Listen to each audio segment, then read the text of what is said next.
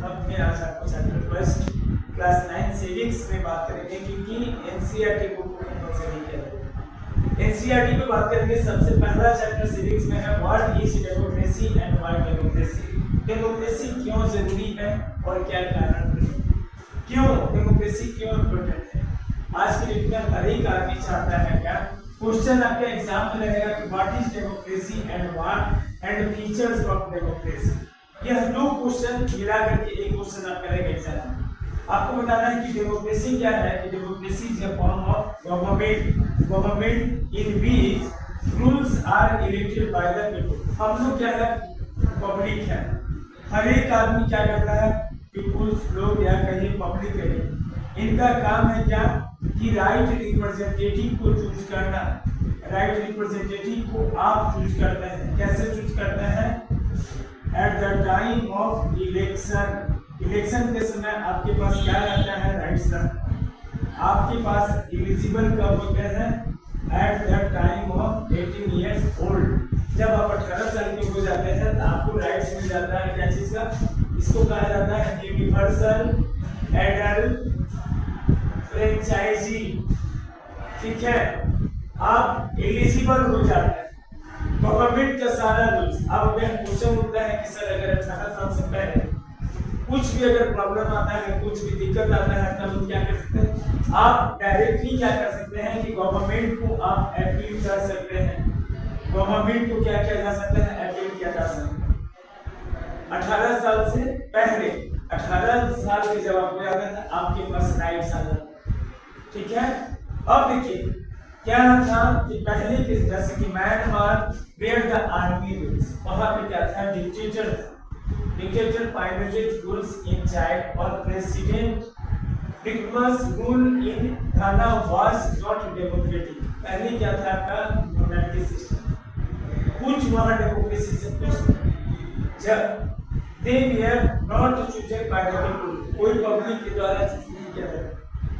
जब आपका democracy system आया तो इस डेमोक्रेसी सिस्टम में चूज किया जा रहा है किसके द्वारा? पब्लिक के द्वारा। पब्लिक का राइट्स, आप जिसको चाहेंगे उसको चूज करके ला सकते। कितने साल के लिए? 5 साल, 5 इयर्स तक आपका राइट्स। आप जो वोट दीजिएगा उसी वोट के माध्यम से कोई भी रिप्रेजेंटेटिव जीतता, जीतता है कि नहीं जीतता? यस और नो? उस रिप्रेजेंटेटिव का काम है क्या कि पब्लिक का जितना भी प्रॉब्लम है, जितनी भी समस्या है, उसको क्या करना, रिजॉल्व करना। यह इनका काम है, पब्लिक का काम। चलिए यहाँ तक आप लोग इसको नोट डाउन कर लीजिए, इसके बाद फिर हम लोग आगे टॉपिक में बढ़ेंगे।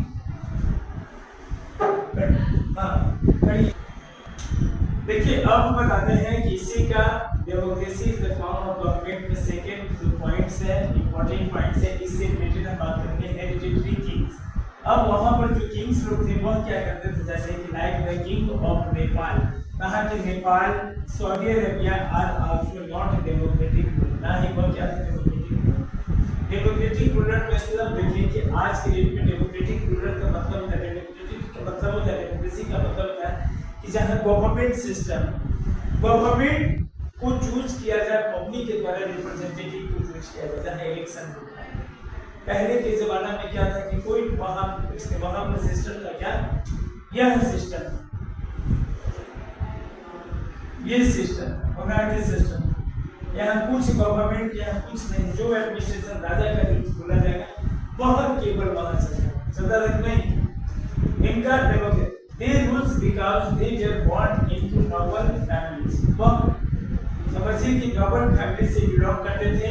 अगर राजा का बेटा या राजा के यहाँ से कोई भी अगर राजा का बेटा, तो उसी के फैमिलीज को ही पावर दिया जाता है, उन्हीं को बनाया जाता था कि आपको क्या करना है कि पूरे एडमिनिस्ट्रेशन सिस्टम को क्या करना है, मैनेज करना। एडमिनिस्ट्रेशन सिस्टम को आपको हैंडल करना है कि आप किस तरह से मैनेज करते हैं। सारा कुछ आपके पास रहेगा। एडमिनिस्ट्रेशन चलाने के लिए क्या चाहिए? मैन पावर चाहिए।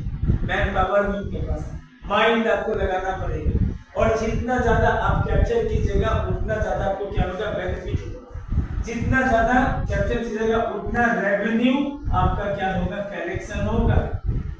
बस इतना ही है इस टॉपिक में। ओके चलिए, yes.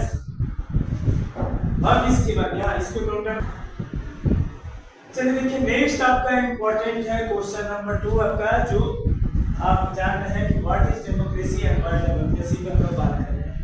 In a democracy final decision making power must rest with those elected by the people. Question आपसे पूछा जाएगा एग्जाम, ठीक है। क्या है कि in Pakistan president Musharraf had the power, किसके पास पावर था? प्रेसिडेंट के पास, मुशर्रफ के पास पावर था to dismiss national state assembly. Power क्या है कि वह डिसमिस कर सकता है national state assembly, dismiss control the final power rest with army. पहला आपके पास रहता है किसके पास? प्रेसिडेंट, उसके बाद दूसरा पावर आता है आर्मी, और तीसरा रहता है किसके पास? जनरल के पास, ठीक है। अब देखिए हिमसेल्फ वी कैन नॉट, वह पहले का जो सिस्टम था उसको हम डेमोक्रेसी नहीं कर सकते, उस सिस्टम को हम डेमोक्रेसी नहीं कर सकते। हम क्या कह रहे हैं कि we can not call it democracy. Now in Pakistan has an elected government. अब जाकर के पाकिस्तान में आपका क्या हुआ? Elected government. इलेक्टेड गवर्नमेंट की जिसके पास राइट है, आपके पास राइट है। आप वोट दीजिएगा, वोट देकर के जो रिप्रेजेंटेटिव जीतेगा उसके माध्यम से उसको दिया जाएगा पावर। कितना साल पहले होता था? 6 साल के लिए, लेकिन अब हो गया गवर्नमेंट सिस्टम में जब आया 5 इयर्स के लिए आपको क्या किया पावर दिया गया, ठीक है। अब इसके बाद क्वेश्चन उठ रहा है क्या कि भैया आप हमें बताइए कि यह जो explain about the free fair election in democracy, free fair का मतलब क्या है?